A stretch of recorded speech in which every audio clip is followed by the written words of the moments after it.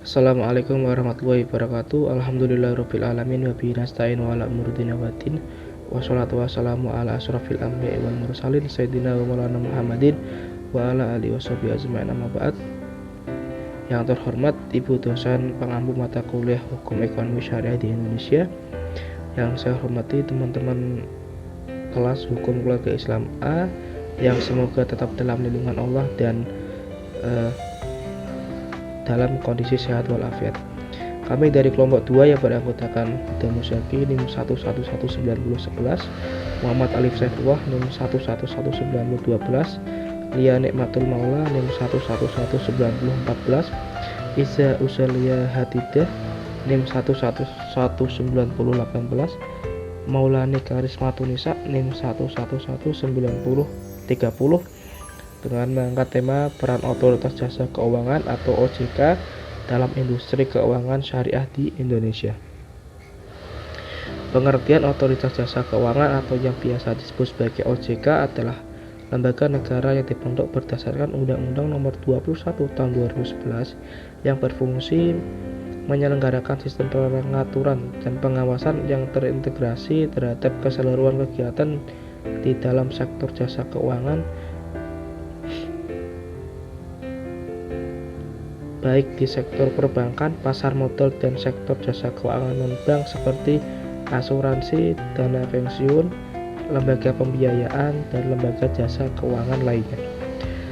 Secara lengkapnya, OJK adalah lembaga independen dan bebas dari campur tangan pihak lain yang mempunyai fungsi, tugas, dan wewenang pengaturan, pengawasan, pemeriksaan, dan penyidikan sebagaimana dimaksud dalam Undang-Undang Nomor 21 Tahun 2011 tersebut.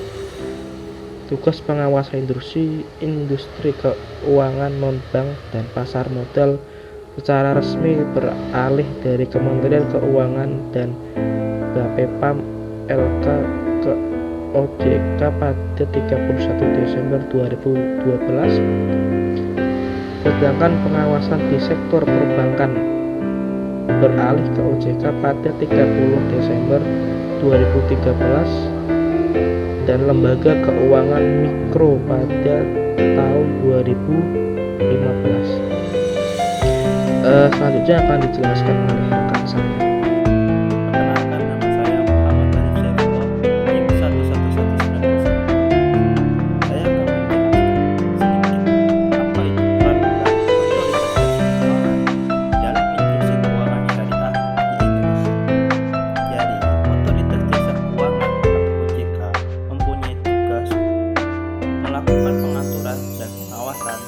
terhadap kegiatan jasa keuangan di sektor perbankan syariah, sektor pasar modal syariah, dan sektor IKNB syariah.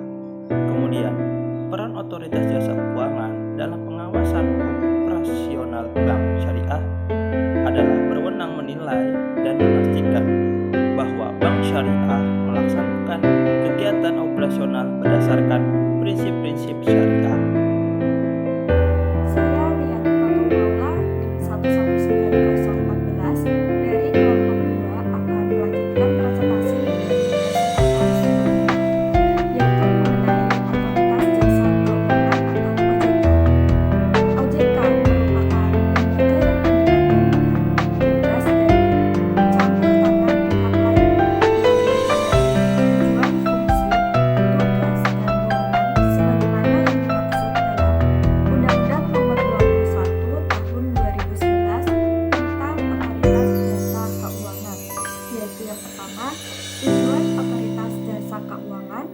Kedua, fungsi otoritas jasa keuangan.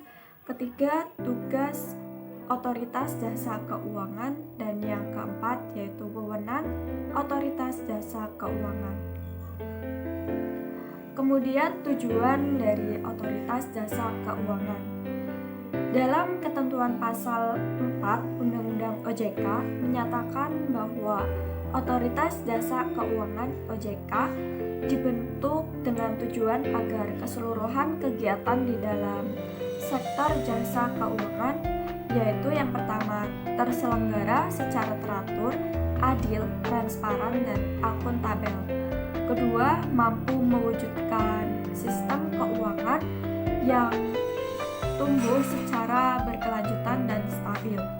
Dan yang ketiga yaitu mampu melindungi kepentingan konsumen dan masyarakat.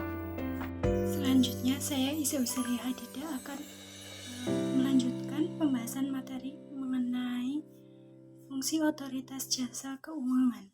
Fungsi Otoritas Jasa Keuangan atau OJK ditegaskan dalam pasal 5 Undang-Undang OJK yang menyebutkan bahwa OJK berfungsi menyelenggarakan sistem pengaturan dan pengawasan yang terintegrasi terhadap keseluruhan kegiatan di dalam sektor jasa keuangan. Dari ketentuan undang-undang di atas, diketahui bahwa fungsi OJK adalah melakukan sistem pengaturan dan pengawasan terhadap keseluruhan kegiatan sektor jasa keuangan, di mana pengaturan dan pengawasan seluruh sektor jasa keuangan dilakukan secara terpadu oleh OJK. Untuk yang selanjutnya yaitu tugas Otoritas Jasa Keuangan. Pada pasal 6 Undang-Undang OJK menyatakan bahwa OJK melaksanakan tugas pengaturan dan pengawasan terhadap 1. Kegiatan jasa keuangan di sektor perbankan, 2. Kegiatan jasa keuangan di sektor pasar modal, 3. Kegiatan jasa keuangan di sektor perasuransian, dana pensiun, lembaga pembiayaan, dan lembaga jasa keuangan. Selanjutnya ada wewenang Otoritas Jasa Keuangan. Dalam pasal 7 Undang-Undang OJK diatur mengenang kewenangan OJK dalam menjalankan tugas pengaturan dan pengawasan, yaitu yang pertama, pengaturan dan pengawasan mengenai kelembagaan bank, yaitu yang pertama, yang poin A, perizinan untuk pendirian bank, pembukaan kantor bank, anggaran dasar, rencana kerja, kepemilikan, pengurusan dan sumber daya manusia, konsolidasi dan akuisisi bank, serta pencabutan izin usaha bank. Poin ke B, kegiatan usaha bank antara lain sumber dana, penyediaan dana, produk hibridasi, dan aktivitas di bidang jasa. Yang kedua, ada pengaturan dan pengawasan mengenai kesehatan bank, yaitu poin A, likuiditas, rentabilitas, solvabilitas, kualitas aset, rasio kecukupan modal minimum, batas maksimum pemberian kredit, resiko pinjaman terhadap simpanan, dan pencadangan bank. Poin B, laporan bank yang terkaitan dengan kesehatan dan kinerja bank. Poin C, sistem informasi debitur. Yang ke D, pengujian kredit atau kredit testing. Yang ke E, standar akuntansi bank. Yang terakhir, pengaturan dan pengawasan mengenai aspek kehati-hatian bank, yaitu poin A, manajemen risiko, dan yang ke B, tata kelola bank. Sekian dari kelompok kami. Wabillahi taufiq wal hidayah. Wassalamualaikum warahmatullahi wabarakatuh.